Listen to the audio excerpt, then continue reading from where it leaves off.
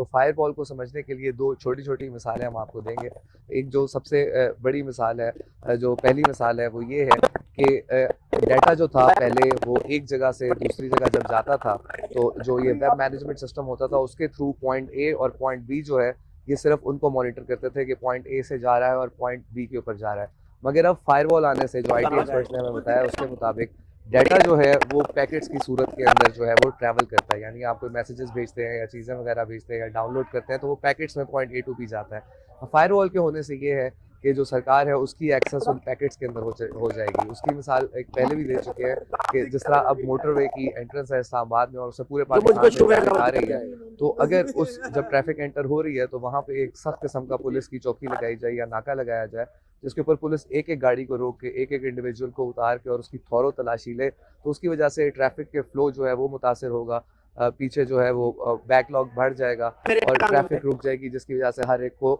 देर में जो अपनी मंजिल है वहाँ पर पहुँचेंगे। इसमें शराय साहब सबसे पहली बात यह है कि सबसे पहले तो हम बात कर सकते हैं कि जो पिटीशन दायर की गई इस्लामाबाद हाई कोर्ट में आज से साल 3 से 4 दिन कबल एक पिटीशन फाइल की गई सीनियर जर्नलिस्ट हामिद मीर की तरफ से जो आज समाअत के लिए मुकर्रर की गई थी। पिटीशन के ऊपर 4 अदद एतराज़ात लगाए गए थे और एतराज़ात समेत ही जो वो पिटीशन थी वो एक्सेप्ट कर ली गई। आज जब सुबह जब समाअत का आगाज़ हुआ तो एडवोकेट ईमान मज़ारी जो है वो अदालत में पेश हुई। हामिद मीर साहब आए हुए थे तो एडवोकेट ईमान मज़ारी से पूछा गया कि इसके ऊपर जो 4 एतराज़ात हैं वो लगाए गए हैं उसके बारे में आप क्या कहेंगे। उन्होंने कहा एतराज़ात तो हैं मगर जब कार्रवाई होगी तो कार्रवाई के अंदर ये एतराज़ात जो है इनके जवाब दे दिए जाएंगे, जिसके ऊपर जो है जो chief justice Islamabad high court है उन्होंने जो रिस्पॉन्डेंट्स थे इसके अंदर गवर्नमेंट ऑफ पाकिस्तान थी, पीटीए था, मिनिस्ट्री ऑफ आईटी थी, इसके अलावा मिनिस्ट्री ऑफ इंटीरियर थी और मिनिस्ट्री ऑफ ह्यूमन राइट्स थी, तो सबको जो है वो नोटिस भेज दिए हैं कल के लिए और जो समाअत है वो कल तक के लिए जो है वो मुलतवी कर दी गई है। अब बात इस पे आ जाते हैं कि जो पिटीशन थी वो है क्या थी। तो पिटीशन उन्होंने ये डाली थी 10 सफ़े की पिटीशन थी और उस पिटीशन के अंदर जो हामिद मीर साहब थे उन्होंने ये बताया कि मैं एक 35 साल से सहाफ़ी हूँ और एक प्रोग्राम भी करता हूँ, कॉलम नवीस भी हूँ और ह्यूमन राइट्स के ऊपर भी काम करता हूँ और ये जो डिजिटल राइट्स हैं इनके ऊपर भी काम करता हूँ। तो इसके अंदर मामला ये है कि मैं अपने प्रोग्राम से पहले एक्स के ऊपर सवालात रखता हूँ और मेरे प्रोग्राम के अंदर लोग जो है वो लाइव इसके जवाब देते हैं। तो एक तो वो मामला नहीं हो पा रहा। दूसरा पिटीशन के अंदर बताया गया जो wireless internet service association of Pakistan है उनका रिपोर्ट दी गई कि 30 से 40% जो है वो पिछले चंद दिनों में इंटरनेट की स्पीड कम हुई है। इसके अलावा एक PIDE की रिपोर्ट का हवाला दिया गया जिसके अंदर बताया गया कि ये जो आपकी सर्विसेज हैं जिस तरह ये बाइक या राइड शेयरिंग और इसके अलावा फूड शेयरिंग वाली सर्विसेज हैं, अगर ये इंटरनेट की डिस्ट्रप्शन हो तो एक दिन में जो है वो 40 से 50 करोड़ रुपए का योमिया जो है वो नुकसान होता है। एक और हवाला इसके अंदर दिया गया जो ये कॉल सेंटर एसोसिएशन है पाकिस्तान की कि $300 मिलियन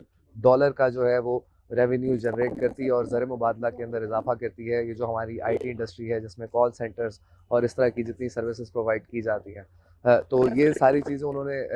पिटीशन के अंदर डाली और इस पर अब कल समाअत होगी। अब आ जाते हैं कि फायरवॉल बेसिकली है क्या। तो फायरवॉल को समझने के लिए दो छोटी छोटी मिसालें हम आपको देंगे। एक जो सबसे बड़ी मिसाल है, जो पहली मिसाल है वो ये है कि डाटा जो था पहले वो एक जगह से दूसरी जगह जब जाता था तो जो ये वेब मैनेजमेंट सिस्टम होता था उसके थ्रू पॉइंट ए और पॉइंट बी जो है ये सिर्फ उनको मॉनिटर करते थे कि पॉइंट ए से जा रहा है और पॉइंट बी के ऊपर जा रहा है। मगर अब फायरवॉल आने से जो आईटी एक्सपर्ट्स ने हमें बताया उसके मुताबिक डाटा जो है वो पैकेट्स की सूरत के अंदर जो है वो ट्रैवल करता है, यानी आप कोई मैसेजेस भेजते हैं या चीज़ें वगैरह भेजते हैं या डाउनलोड करते हैं तो वो पैकेट्स में पॉइंट ए टू बी जाता है। फायरवॉल के होने से ये है कि जो सरकार है उसकी एक्सेस उन पैकेट्स के अंदर हो जाएगी। उसकी मिसाल एक पहले भी दे चुके हैं कि जिस तरह अब मोटरवे की एंट्रेंस है इस्लामाबाद में और उससे पूरे पाकिस्तान में आ रही है, तो अगर उस जब ट्रैफिक एंटर हो रही है तो वहाँ पे एक सख्त किस्म का पुलिस की चौकी लगाई जाए या नाका लगाया जाए जिसके ऊपर पुलिस एक एक गाड़ी को रोक के एक एक इंडिविजुअल को उतार के और उसकी थॉरो तलाशी ले, तो उसकी वजह से ट्रैफिक के फ्लो जो है वो मुतासर होगा। पीछे जो है वो बैकलॉग बढ़ जाएगा और ट्रैफिक रुक जाएगी जिसकी वजह से हर एक को देर में जो अपनी मंजिल है वहाँ पर पहुँचेंगे। तो फायरवॉल से एक तो ये काम होगा। दूसरा इसकी मिसाल इस तरह की है कि जिस तरह बिलफर्ज ये हमारी इस्लामाबाद हाई कोर्ट बिल्डिंग है,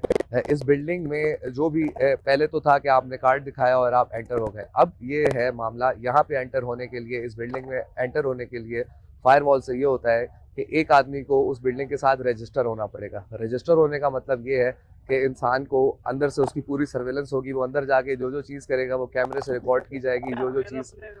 वो वहाँ बोलेगा वो रिकॉर्ड की जाएगी। तो एक इस तरह का फायरवॉल का सेटअप है जिसकी वजह से बहुत क्लोज जो है वो मॉनिटरिंग हर शख्स की जो है वो की जाएगी। तो बहुत शुक्रिया शिराजी साहब।